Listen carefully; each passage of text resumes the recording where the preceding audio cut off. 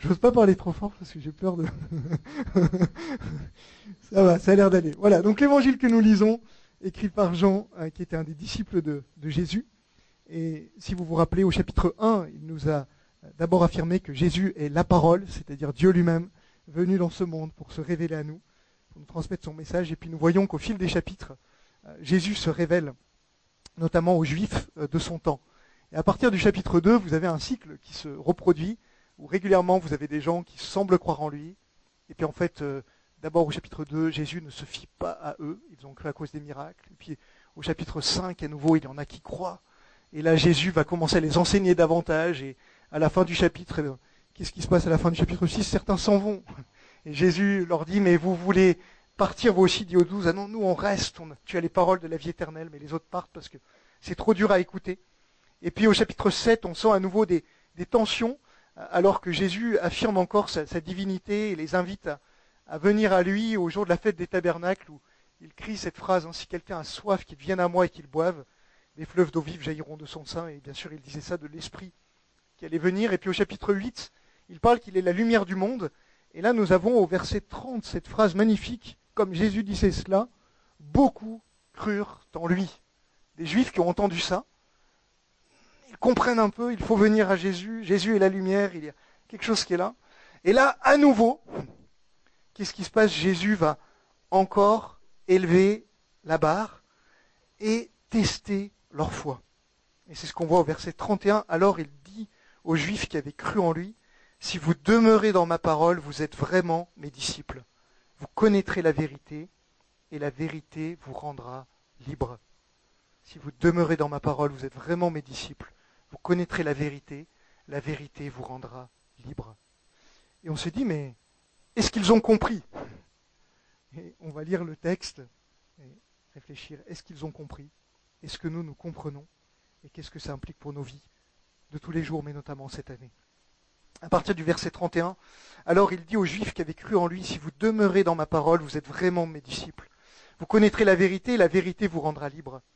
Ils lui répondirent, nous sommes la descendance d'Abraham, et nous n'avons jamais été esclaves de personne. Comment peux-tu dire, vous deviendrez libres? En vérité, je vous le dis, leur répliqua Jésus, toute personne qui commet le péché est esclave du péché. Or, l'esclave ne reste pas pour toujours dans la famille, c'est le Fils qui reste pour toujours. Si donc le Fils vous libère, vous serez réellement libre. Je sais que vous êtes la descendance d'Abraham, pourtant vous cherchez à me faire mourir, parce que ma parole ne pénètre pas en vous. Je dis ce que j'ai vu chez mon Père, et vous, vous faites ce que vous avez entendu de la part de votre Père. Ils lui répondirent, notre Père, c'est Abraham. Jésus leur dit, si vous étiez les enfants d'Abraham, vous agiriez comme lui.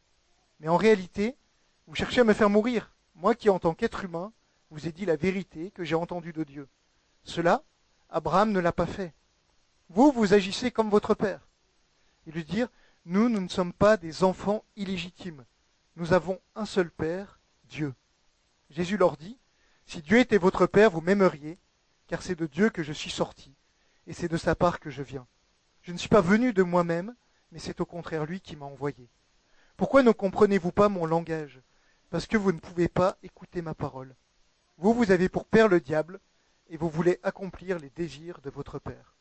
Il a été meurtrier dès le commencement, il ne s'est pas tenu dans la vérité parce qu'il n'y a pas de vérité en lui. Lorsqu'il profère le mensonge, il parle de son propre fond, car il est le menteur et le père du mensonge. Mais moi, parce que je dis la vérité, vous ne me croyez pas. Qui de vous me convaincra de pécher? Si je dis la vérité, pourquoi ne me croyez-vous pas? Celui qui est de Dieu écoute les paroles de Dieu. Vous, vous n'écoutez pas, parce que vous n'êtes pas de Dieu. Les Juifs lui répondirent, n'avons-nous pas raison de dire que tu es un Samaritain et que tu as un démon? Jésus répliqua, je n'ai pas de démon. Au contraire, j'honore mon Père, et vous, vous me déshonorez, je ne cherche pas ma gloire. Il y en a un qui la cherche et qui juge. En vérité, je vous le dis, si quelqu'un garde ma parole, il ne mourra jamais. Maintenant, lui dirent les Juifs, nous savons que tu as un démon. Abraham est mort, les prophètes aussi. Et toi, tu dis, si quelqu'un garde ma parole, il ne mourra jamais. Serais-tu plus grand que notre père Abraham qui est mort? Les prophètes aussi sont morts. Pour qui te prends-tu donc? Jésus répondit, si je me rends gloire à moi-même, ma gloire ne vaut rien. Cependant, c'est mon Père qui me rend gloire. Lui que vous présentez comme votre Dieu. alors que vous ne le connaissez pas. Moi je le connais, et si je disais que je ne le connais pas, je serais comme vous, un menteur. Mais je le connais, et je garde sa parole. Votre ancêtre Abraham a été rempli de joie à la pensée de voir mon jour. Il l'a vu, et il s'est réjoui. Les Juifs lui dirent, tu n'as pas encore 50 ans, et tu as vu Abraham? Jésus leur dit, en vérité, je vous le dis, avant qu'Abraham soit né, je suis. Là-dessus, ils prirent des pierres pour les jeter contre lui, mais Jésus se cacha et sortit du temple en passant au milieu d'eux. C'est ainsi qu'il s'en alla. Verset 30. Comme Jésus disait cela, beaucoup crurent en lui. Verset 59. Là-dessus, ils prirent des pierres pour les jeter contre lui. Contraste, hein, n'est-ce pas? Et s'il y a ce contraste, c'est parce que Jean veut que nous le regardions de près. Il n'écrit pas par hasard. À l'époque, vous savez, le papier coûte cher, c'est pas comme un traitement de texte aujourd'hui, donc tout ce qu'on écrit, c'est parce qu'on a une bonne raison de l'écrire. Et donc Jean veut qu'on regarde, et s'il revient constamment sur ce cycle de ceux qui croient, ceux qui ne croient pas, ceux qui croient, ceux qui ne croient pas, ceux qui croient, ceux qui ne croient pas, c'est parce qu'il a envie que nous-mêmes, on revienne sur ce cycle. Et qu'on ne se dise pas, dès le chapitre 2, « Ah, j'ai compris. C'est pas juste des miracles, il y a quelque chose de plus. » Au chapitre 5, je ne dois pas chercher Jésus juste parce qu'il me donne du pain, mais parce qu'il est le pain. Là, maintenant, au chapitre 8, Jean, il dit, mais la vraie foi, il y a quelque chose de plus. La vraie foi, c'est de garder la parole de Jésus. Si vous demeurez dans ma parole, vous êtes vraiment mes disciples. Certaines versions disent, gardez le mot qui est là, c'est le même qui dit demeurer, c'est celui qu'on retrouve dans Jean chapitre 15, si vous demeurez en moi et que mes paroles demeurent en vous. Dans le contexte où Jésus dira, sans moi, vous pouvez rien faire. S'il y avait une grande vérité, peut-être pour nous, à retenir cette année, une vérité que Dieu voudrait nous dire, à chacun d'entre nous, et en tant qu'Église, demeurez dans ma parole. Demeurez dans ma parole. Si vous demeurez dans ma parole, alors vous êtes vraiment mes disciples. Vous connaîtrez la vérité, et la vérité vous rendra libre. C'est la nature de la vraie foi, être dans la parole de Dieu. Le vrai disciple, c'est celui qui obéit à la parole, en grec, c'est le logos, c'est le même mot qui est utilisé au chapitre 1 pour désigner Jésus lui-même, Jésus qui est la parole.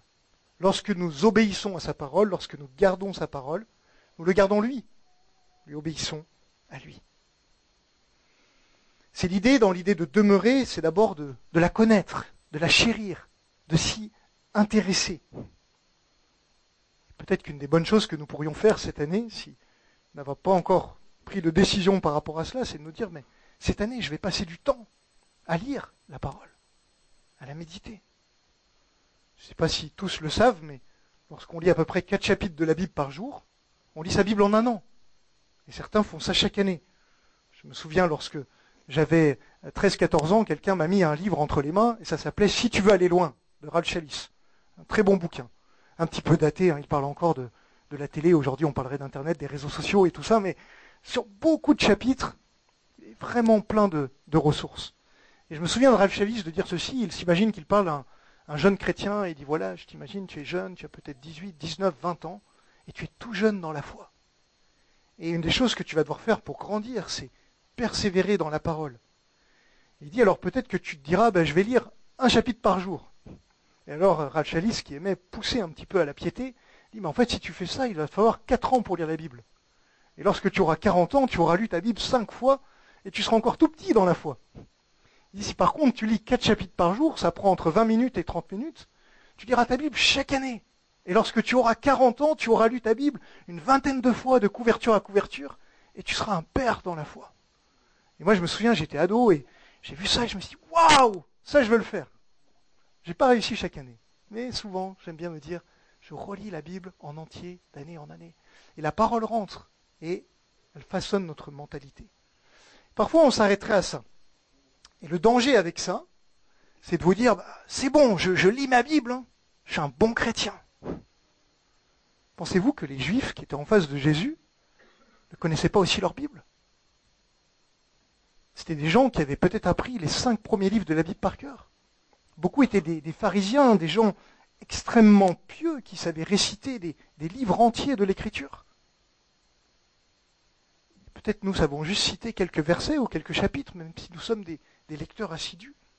Et sans doute que si on devait mesurer la réalité d'un disciple au fait de lire sa Bible, peut-être même une fois chaque année, 2 fois chaque année, on se dirait, mais en fait, ces gens-là sont encore bien plus forts que nous à ce jeu. Et pourtant, c'est ces mêmes gens tellement nourris de l'Écriture qui, à la fin, se détachent de Jésus. Est-ce que Ralph Challis avait donc tort ? Si vous lisez le reste de son livre, vous verrez qu'il n'encourage pas simplement à lire la parole de Dieu. Il donne un grand nombre d'autres vérités qui font qu'un disciple est vraiment un disciple. Jésus n'a pas dit, si vous lisez ma parole, vous êtes vraiment mes disciples. Il dit, si vous demeurez dans ma parole, vous êtes vraiment mes disciples.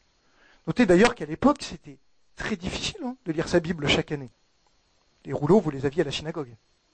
Donc en fait, vous écoutiez, vous mémorisiez, c'est pour ça qu'on vous apprenait des livres entiers. Et en fait, qu'est-ce que vous faites le reste du temps ? Vous méditez. Ça sous-entend que vous connaissez la parole, vous êtes capable de vous en souvenir, vous la méditez, vous la mastiquez, vous réfléchissez à ce qu'elle implique sur votre vie. Et c'est là où les pharisiens avaient plus de mal. Bien qu'ils connaissaient la parole de Dieu, et qu'ils entendaient les enseignements de Jésus, qu'ils savaient ce qu'il disait, ils avaient tendance à aborder cela avec une certaine condescendance. Lorsque la parole me dit quelque chose, je regarde avec ma raison, avec mon intelligence, avec mes sens humains, est-ce que ça me plaît ou pas ? Et des fois, ça ne leur plaisait pas. Et c'est pour ça qu'ils s'en vont. Et même là, au-delà de ça, il y a la question suivante. C'est pas juste est-ce que ça me plaît ? C'est est-ce qu'ensuite je vais choisir d'y conformer ma vie et d'agir en conséquence ? Et c'est cela dont Jésus parle quand il parle de demeurer dans la parole.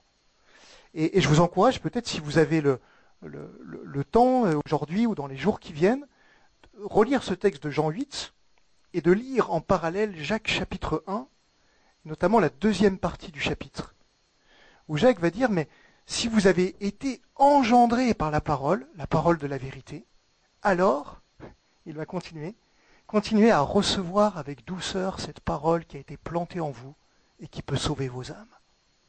Et puis après, il va dire, mais écoutez pas seulement la parole en vous détournant. Vous seriez comme un homme qui regarde son visage dans le miroir et puis il s'en va en oubliant qui il était. C'est ce qui se passe à la fin avec les pharisiens. Souvent, ils s'en vont. Ils l'ont déjà fait au chapitre 6. Là, ils s'en vont pas, ils chassent Jésus. Et c'est la même idée. On a entendu la parole, on a vu quelque chose, et comme ça ne nous plaît pas, on casse le miroir. C'est ça dont il est question. On lui tourne le dos et on repart. Jacques dit qu'on doit non seulement recevoir cette parole avec douceur, la laisser grandir en nous, ne pas simplement l'écouter, mais la pratiquer, et que si on fait ça, nous serons heureux. Ça rejoint la même chose que dit Jésus. Vous serez libres, accomplis. Et Jacques montre ensuite que cette parole produit ensuite un fruit visible dans nos vies, qui transforme notamment notre vocabulaire, nos langues, la façon dont on parle. Et Dieu sait qu'on a du mal avec notre vocabulaire. Demandez à mes enfants, quand papa est énervé, c'est pas toujours joli. Mais nous prions que la parole nous transforme. Et puis, à quoi est-ce que ça se voit ? Ça se voit à la sainteté de vie, nous dit Jacques. Garder son cœur pur. Et ça se voit aussi dans le bien qu'on fait aux autres. La vraie foi, dit-il à la fin du chapitre 1, c'est de prendre soin de la veuve et de l'orphelin. Donc Jacques dit, si on est né de la parole, ça se voit qu'on la reçoit avec douceur, qu'on la pratique et qu'elle a des fruits visibles dans nos vies. Et si vous regardez ce texte, Jésus est en train de dire exactement la même chose. Vous croyez à ma parole, alors demeurez dedans. Demeurez dedans. Vous la méditez, même si vous n'avez pas de Bible écrite, comme à l'époque, ou si vous ne savez pas lire, vous pouvez écouter la parole, la mémoriser, la méditer. Et ça va être une façon dont elle va vous façonner, mais ensuite, ne l'oubliez pas. Pratiquez-la. Mettez-la en œuvre et vous allez avancer. Jésus les encourage à demeurer dans la parole. Et peut-être que, en tant que bons évangéliques, où on nous a dit, mais tu sais, en fait, pour être libre, pour avoir la vie éternelle, il suffit une fois tu te tournes vers Jésus, puis tu fais cette prière. Seigneur Jésus, je crois que je suis un pécheur, et je te demande pardon, et je me tourne vers toi, et sauve-moi. Et tu fais ça, c'est bon, tu es né de nouveau. Mes amis, au risque de vous décevoir, si je crois profondément qu'il suffit de se tourner vers Jésus et de se repentir pour être sauvé, je dois dire que je connais peut-être déjà des dizaines de gens qui ont fait cette prière et dont toute leur vie aujourd'hui témoigne qu'ils ne sont pas sauvés, qu'ils ne sont pas attachés à Christ, qu'ils suivent des voies contraires à lui. Et si j'écoute les enseignements de Jésus, je dois dire, mais en fait ces gens ont cru à Jésus d'une certaine façon, mais ils n'ont pas demeuré dans la parole.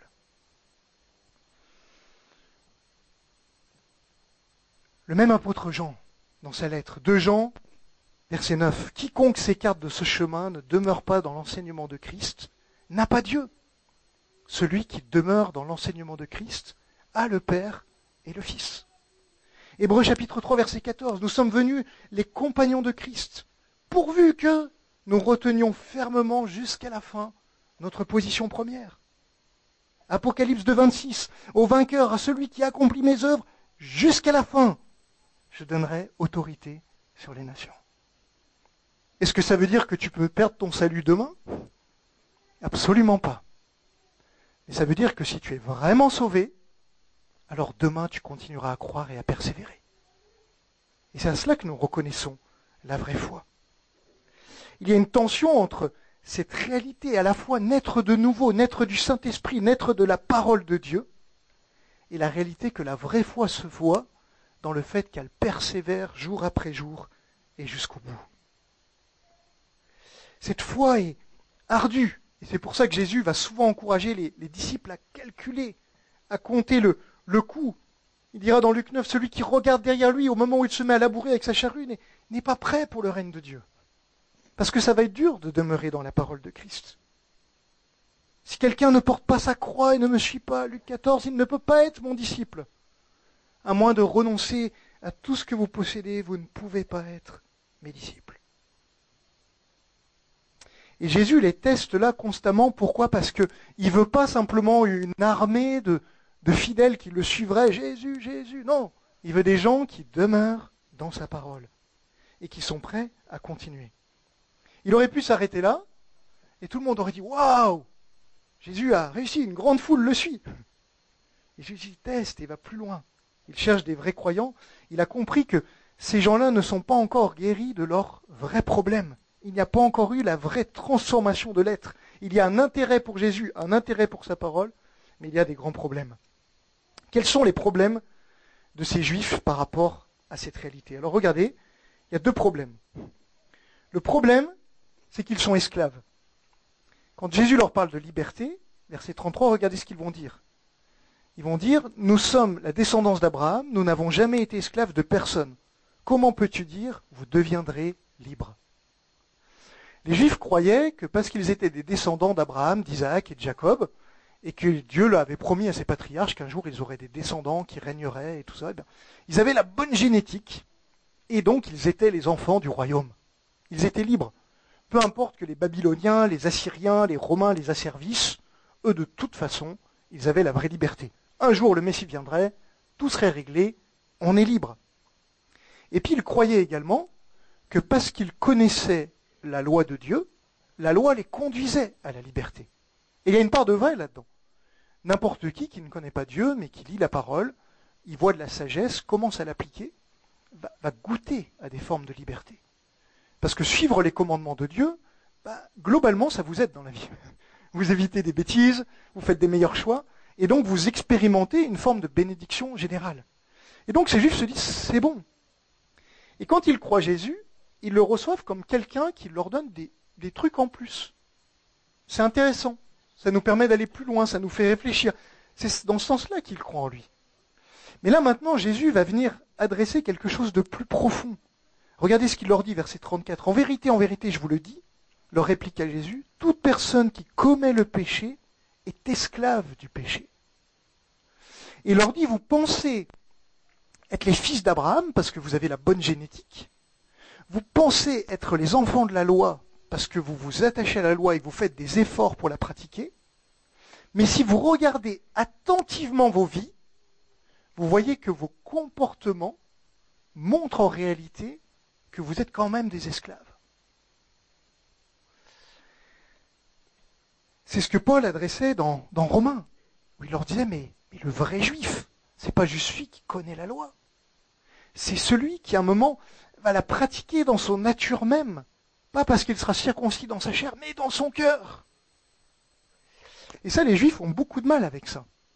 Ces pharisiens-là ont l'impression d'être tellement bien parce qu'ils connaissent tellement la parole, parce qu'ils se donnent tellement d'efforts pour suivre les règles, ils en ont même ajouté d'autres, et ils les enseignent aux autres, qu'ils se disent, mais c'est sûr. Et en fait, en tant que chrétiens, notamment chrétiens, on pourrait dire de culture, des gens comme moi qui ont grandi dans l'église, on pourrait avoir cette même réaction. Ah, moi je connais tout bien. J'ai fait la prière à l'école du dimanche. Je suis pas comme les païens dehors. Vous voyez cette idée et quelque part d'être dans une logique du mérite. Mais si nous sommes honnêtes et que nous regardons en détail à nos vies, nous nous rendons vite compte que par nos propres forces, il y a tout de même des choses que nous n'arrivons pas à faire, que nous ne pouvons pas faire, que nous ne sommes pas capables de faire, et qu'il y a un esclavage qui est en nous dont la loi ne peut pas nous libérer. Et Jésus vient amener cette libération. Il en a parlé juste avant au chapitre 7. Vous avez soif, soif de boire aux sources de la vie, que quelqu'un vienne à moi et qu'il boive. Il disait ça de l'Esprit qui allait venir. Sans une réelle transformation par le Saint-Esprit, nous ne pouvons pas être libérés de l'esclavage du péché.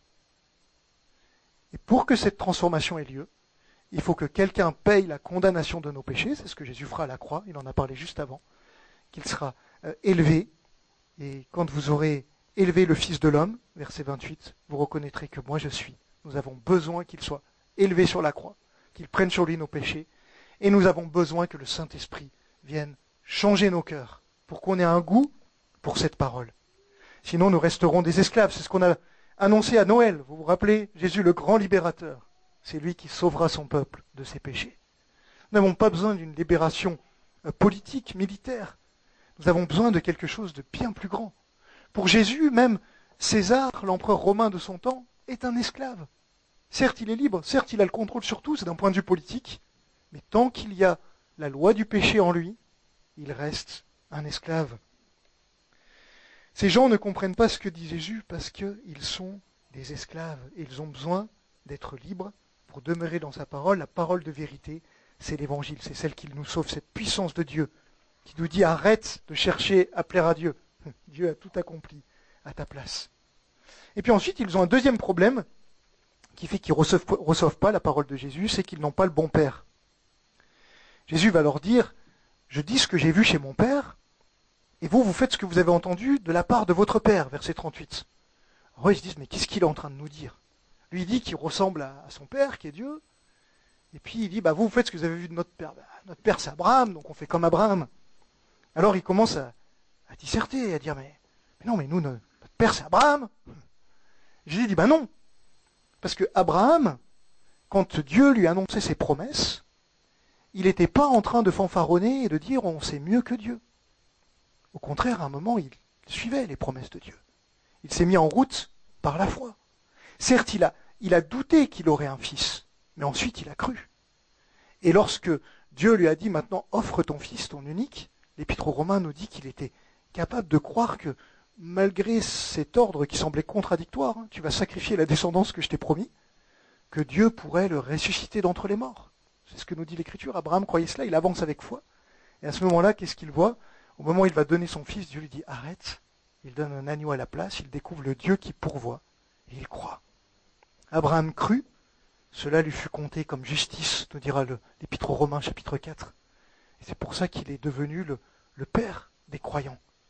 Parce que face aux promesses de Dieu, il a cru, il allait de l'avant. Et là, finalement, ces Juifs sont là, et Christ arrive et il leur donne une promesse. Le règne de Dieu arrive, celui auquel Abraham a cru, celui auquel les prophètes ont cru, il est en train de passer par moi. Abraham lui-même, avec très peu d'éléments, a cru de tout son cœur. Et vous, avec une révélation aussi totale de la parole de Dieu, en ma personne, vous ne croyez pas. Si vous étiez des enfants d'Abraham, si vous aviez la même nature que lui, vous seriez en train de croire. C'est ce qu'ils disent, verset 40. En réalité, vous cherchez à me faire mourir. Moi qui, en tant qu'être humain, vous ai dit la vérité que j'ai entendue de Dieu. Cela, Abraham ne l'a pas fait. Abraham a cru. Il n'a pas cherché à tuer les 3 anges qui lui annonçaient tu auras un fils. Vous agissez comme votre père. Alors ils dirent, nous ne sommes pas des enfants illégitimes. Nous avons un seul père, Dieu. Jésus leur dit, si Dieu était votre père, vous m'aimeriez. Nos actes révèlent notre vraie nature, révèlent notre vrai père, notre vraie génétique spirituelle. C'est ça que Jésus est en train de leur dire. Mais le fait que vous n'aimiez pas Jésus montre en fait que vous n'êtes pas des enfants du Père qui m'a envoyé. Et donc ça, c'est très important. Les gens vont vous dire, ah, on a la même religion, on croit tous en Dieu. Oui, mais ils rejettent Jésus. S'ils avaient le même Dieu que nous, ils accepteraient Jésus. D'accord ? Parce que Jésus vient du Père. Donc c'est ce qui fait qu'il ne suffit pas des fois qu'on vous dise, ah, vous savez, moi j'aime Dieu. Oui, mais est-ce que tu aimes Dieu par Jésus ? Est-ce que tu reçois Jésus ? C'est ça la vraie question. Ça, Abraham ne l'a pas fait. Jésus croyait. Si Dieu était votre Père, vous m'aimeriez. Et ensuite, regardez ce qu'il dit au verset 44. Conclusion. Si Dieu n'est pas votre Père, vous avez pour père le diable et vous voulez accomplir les désirs de votre Père. Le diable qui lui-même, dès le commencement, était meurtrier et a cherché à tuer l'œuvre de Dieu par ses mensonges. Dès le commencement, qu'est-ce que Dieu voulait faire ? Se faire un peuple de rois et de prêtres qui remplissent toute la terre. Et qu'est-ce que fait le diable ? Eh bien, il vient tuer ça, il vient casser l'image de Dieu, il vient nous séparer de Dieu en semant le mensonge dans le cœur d'Adam et Ève, au point qu'ils se détournent de Dieu. Et alors que Jésus vient, pour régler ce plus grand problème, et pour dire, moi je suis celui, la descendance de la femme, qui va rétablir toute chose, qu'est-ce que font ces gens ? Eh bien, ils font comme le diable, ils s'opposent au dessein de Dieu. Et encore une fois, leur comportement révèle leur vraie nature et leur vrai père. Parfois, on croirait qu'en tant que chrétien, vous savez, il y a ceux qui servent Dieu, et puis il y a des vrais sataniques, et puis il y aura une espèce de no man's land au milieu. Des gens qui sont sincères. Ils sont perdus, mais ils sont sincères. Et en fait, Jésus est très très clair. Il n'y a pas 3 camps, il n'y a que 2 camps. Il y a ceux qui suivent Dieu, et il y a ceux qui, consciemment ou inconsciemment, en fait, suivent le diable et dont ça se reflète dans leur manière de vivre. Et ce qui est paradoxal, c'est que vous n'avez pas besoin d'être un grand méchant satanique pour marcher comme un enfant du diable. Il y a des gens, ils vont vous dire, oui, mais regardez, moi je suis quelqu'un de bien, je suis toute la loi. Je ne mens pas, je ne vole pas, j'aime le pauvre, je donne même des dons aux œuvres sociales, je fais de l'humanitaire. Là, moi je leur pose une question, oui, mais est-ce que tu aimes Dieu de tout ton cœur, toute ton âme, toute ta force, toute ta pensée ? Ah non, ça faut pas m'en parler. Et bien du coup, c'est disqualifiant. Parce que les autres commandements de la loi ne s'inscrivent qu'à la lumière du premier grand commandement. Si tu fais tout le reste juste pour te sentir bien, en fait, ton propre Dieu, ce n'est pas Dieu, c'est toi. Et si ton Dieu, c'est toi, en fait, tu es juste en train de marcher selon les mensonges du diable qu'il a dit depuis le commencement, le jour où vous en mangerez, vous serez comme Dieu. Et ça mène à l'esclavage du péché, qui se voit premièrement dans notre incapacité à aimer Dieu au travers de son Fils, Jésus. C'est ça le péché. Le cœur du péché est là-dedans. Bien plus que le mensonge, que le meurtre, que le vol, c'est notre incapacité à recevoir Jésus comme Dieu. Et lorsque Jésus leur dit, si vous croyez en moi, eh bien, du coup, vous demeurez dans ma parole et vous serez vraiment mes disciples. Ces gens-là refusent ça parce qu'ils sont toujours esclaves de leur péché et parce que leur nature n'a pas été transformée par le bon Père. Et en tant que chrétien de culture, vous pouvez vous retrouver dans ce genre de situation. Vous pensez être un disciple. Vous pensez demeurer dans la parole de Dieu. Jusqu'au jour où vous arrivez dans une situation de vie où la tentation fait face, ou alors une épreuve fait face. Et dans cette situation-là, la parole de Dieu, tout à coup, va vous sembler contre vous. Parce qu'elle vient vous empêcher de faire ce que vous voulez vraiment. Ou alors, elle vient dire des vérités sur la situation que vous vivez et que vous n'avez pas envie d'entendre. Et dans cette situation-là, en fait, c'est là où votre vraie nature va se révéler. Et si vous avez comme nature la nature de Dieu, en fait, à un moment, vous allez capituler devant cette parole de Dieu. De la même façon que Abraham capitule et va offrir son fils Isaac en sacrifice. Et vous allez dire, Seigneur, ça va pas dans mon mariage. J'ai cette situation de tentation qui est là. Mon cœur aurait envie d'aller là-dedans. Ta parole me dit de ne pas y aller. Je crois que tu es Dieu. Je n'y vais pas parce que je veux obéir à Jésus qui me mène à la vraie liberté. Et que ce chemin me mène vers l'esclavage. Ou alors, dans la même situation, vous allez dire c'est une catastrophe dans mon mariage. J'ai toujours cru que si je m'attachais à Dieu, mon mariage serait béni. Je ne le vois pas. Maintenant, j'ai une autre opportunité. Tant pis pour Jésus, j'y vais. Voyez la différence? C'est ça dont il est question. Ou alors vous êtes dans une situation d'épreuve terrible. Tout s'écroule dans votre vie. Et vous dites, mais à quoi bon croire en Dieu s'il n'est même pas capable de régler ce genre de problème? Ou alors vous dites comme Job, Dieu a donné, Dieu a repris. Même si je perds tout, je te suivrai, Jésus. Et parfois vous allez dire ça avec cris et avec larmes et avec douleur. Et ça va vous coûter. Et c'est ça, demeurer dans la parole. Et c'est dans ces moments-là où vous saurez seulement si la terre de votre cœur est de la bonne terre ou si elle est pleine de ronces et d'épines. Rappelez-vous la parabole du semeur. Hein. On sème, ça pousse à 3 endroits. Mais il n'y en a qu'une seule qui est de la bonne terre. Parce que dans un des endroits, malheureusement, les ronces et les soucis de ce monde vont venir à un moment tuer la semence. Et dans un autre endroit, les épreuves et les difficultés de la vie vont venir aussi tuer cette semence.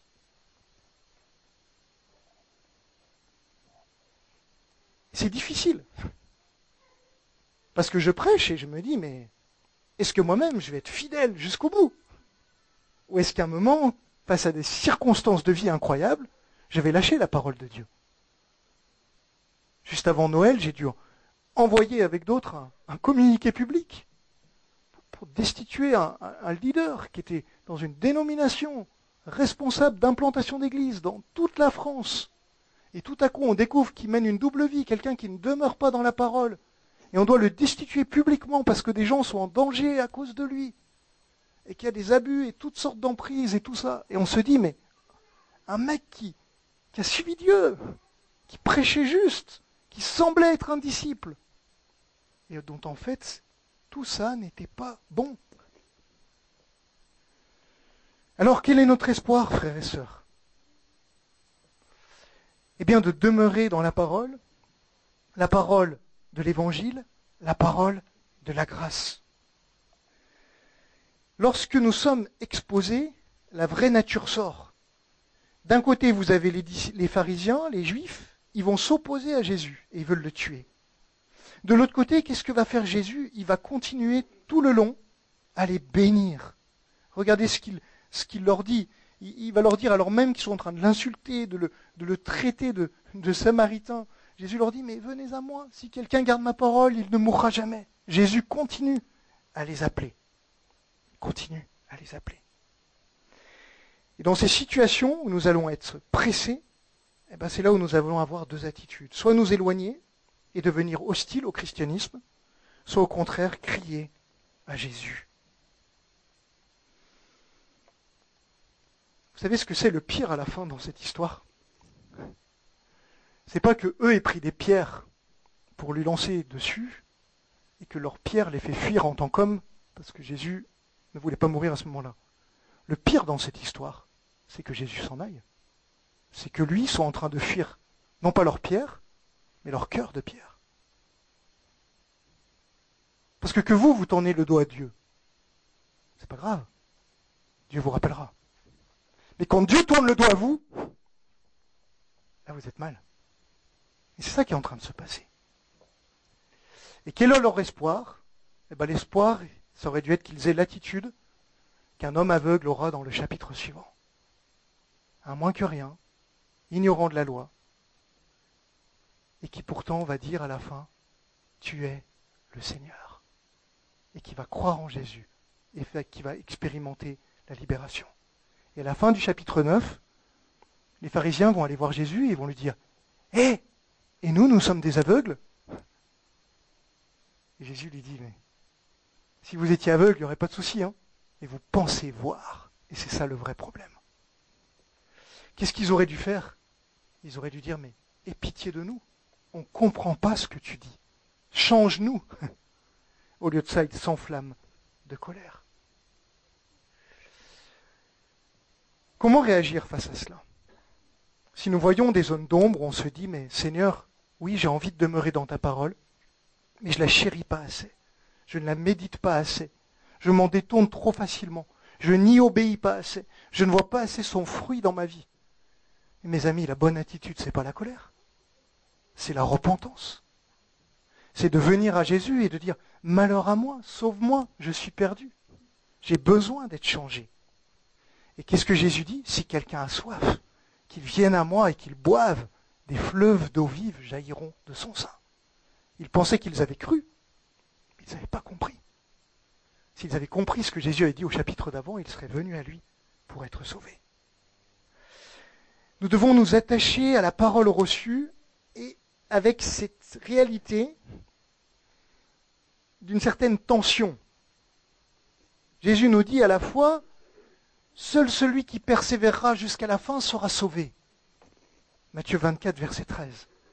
Et donc on doit se regarder les uns les autres et se dire, mon frère, ma sœur, es-tu en train de persévérer? Et le danger, ça serait que ça devienne légaliste et que ça dépende que de nous. Et donc, à côté de cet encouragement extrêmement fort à la persévérance, on a d'autres versets. Philippiens chapitre 1. J'ai l'assurance que celui qui a commencé en vous cette œuvre bonne, la poursuivra jusqu'au jour de Jésus. Waouh! Mon frère, ma sœur, es-tu en train de persévérer? On devrait se dire ça. Et puis on devrait aussi se regarder et de dire, mon frère, ma sœur, Dieu est en train de te faire persévérer. Ah, tout à coup, ça devient plus facile. Mais si Dieu est en train de me faire persévérer, quand moi je sens que je ne persévère pas, qu'est-ce que je fais? C'était arrivé à un jeune disciple. Il s'appelait Timothée. Il marchait bien, un bon élément, un battant dans l'église. Et puis, avec les années qui passent, l'apôtre Paul qui est en prison, la persécution, la souffrance, ça commençait à faiblir un petit peu. Et l'apôtre Paul lui écrit, il dit, Timothée, rallume la flamme. Il est en train de lui dire quoi? Il est en train de lui dire, persévère! Parce qu'il faut que tu ailles au bout de la course, comme moi, pour être sauvé. Et puis juste après, 2 Timothée chapitre 2, verset 1, il lui donne le moteur. Timothée, puise tes forces dans la grâce. Puise tes forces dans la grâce. Dieu te fait persévérer, tu dois persévérer. Lorsque tu ne persévères pas, c'est vers la grâce de Dieu que tu dois te tourner. Et non pas vers tes propres forces. Sinon, tu seras toujours esclave de ton péché, de tes incapacités et de ces choses-là. Et si tu te tournes vers la grâce, que tu dis, je crois cette parole, si quelqu'un a soif, qu'il vienne à moi et qu'il boive, alors le Saint-Esprit va produire en toi la persévérance. Ah oui, des fois ça sera dur. Tu vas devoir renoncer à des tentations très difficiles. Parfois dans des épreuves, tu vas devoir dire, Jésus, je veux te suivre, mais ça fait mal. Et un jour tu regarderas et tu verras dans ta vie qu'au travers de la persévérance, dans l'obéissance à la parole, la grâce de Dieu aura transformé ta vie. Et c'est ce qui se passe. Au travers des circonstances, eh bien, Dieu nous éprouve. Et de la même façon que le feu brûle les impuretés, eh bien il rend l'or épuré. Et c'est ce que Dieu veut faire avec nos vies. Vous connaissez cette histoire peut-être de Michel-Ange qui était en train de sculpter cette statue. Puis c'était un bloc de granit et quelqu'un rentre dans son atelier, il voit ce bloc de granit et il dit mais qu'est-ce que c'est ça? Et puis Michel-Ange de regarder et de dire ça c'est Moïse. Puis alors la personne regarde et c'est un pauvre bloc de granit. Et Michel-Ange voit déjà lui le projet qu'il a avec cette personne. Un jour cette statue ressemblera à Moïse dans toute sa beauté. Et c'est la même chose. Dieu nous regarde et il nous voit et il dit eux ils sont comme Jésus. Et toi tu te regardes, tu dis j'ai beau persévérer, c'est dur. Et Dieu lui voit la fin. C'est lui qui est fidèle. C'est lui qui le fera. Ceux qu'il a connus d'avance, il les a destinés à devenir semblables à l'image de son Fils. Et pour nous rendre semblables, eh bien, il va devoir nous tailler, passer au sécateur, couper, nous passer au crible des épreuves et des circonstances. Mais si nous demeurons en nous, alors nous porterons du fruit, même si ça coûte. Quelle bonne résolution nous pouvons prendre pour cette année, à la lumière de cette grande vérité. Si vous demeurez dans ma parole, vous êtes vraiment mes disciples. Tout simplement, de demeurer dans la parole. Lisez-la, méditez-la. Repentez-vous de plus en plus vite toutes les fois où vous vous rendez compte que votre vie n'est pas alignée sur la parole de Dieu. Puisez vos forces dans la grâce, criez à Dieu, parlez aux frères et sœurs. Et que nous soyons une église qui enseigne ce bon, vrai, véritable évangile de la repentance et de la nécessité d'avoir des cœurs transformés pour plaire à Dieu. Pas juste un christianisme de façade, mais quelque chose qui transforme des vies et qui nous assure le privilège de la vie éternelle et de la ressemblance à Jésus-Christ. Notre Dieu, merci pour ta parole. Merci parce qu'elle ne nous laisse pas sans instruction. Et Seigneur, nous voulons démarrer cette année avec humilité, en criant devant toi notre insuffisance. Combien moi-même, Seigneur, j'ai besoin que tu m'apprennes à demeurer davantage dans ta parole. Comme dit Jacques, nous bronchons tous de plusieurs manières. Nous savons tous que nous sommes chancelants, faibles, fragiles. Mais Seigneur, nous croyons que ta parole est vraie. Et que si tu nous as transformés, si tu nous as fait naître d'en haut, eh bien cette œuvre, tu vas la continuer. Nous allons persévérer, non pas à cause de nos forces, mais parce que toi, tu vas nous donner la grâce de le faire. Seigneur, si quelqu'un ici ce matin ne se sent pas capable, se sent affligé, abattu, et se dit, mais je suis tellement mauvais, misérable. Seigneur, je te prie que, au lieu de s'accabler, il puisse simplement venir à toi dans l'humilité et crier à toi et dire, j'ai soif, Jésus, transforme mon cœur. Et Seigneur, pour ceux qui marchent bien, fidèlement, Seigneur, je te prie que tu les gardes du piège de l'orgueil, de la tentation, mais qu'ils soient dans une marche d'humilité, de te rendre gloire à toi, d'avancer avec grâce et vérité, et aussi encouragement et compassion pour les autres qui marchent moins bien.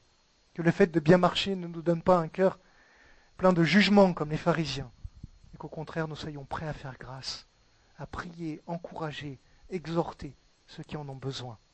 Et Seigneur, que notre Église ensemble grandisse à ton image et puisse briller de 1000 feux dans cette ville et amener beaucoup d'âmes à ta ressemblance. Merci Seigneur parce que tu es mort à la croix pour que nos vies puissent être transformées, que nous ne soyons plus esclaves de nos péchés et que nous ayons la vraie liberté de t'appartenir et de pouvoir être dans ton royaume. Amen.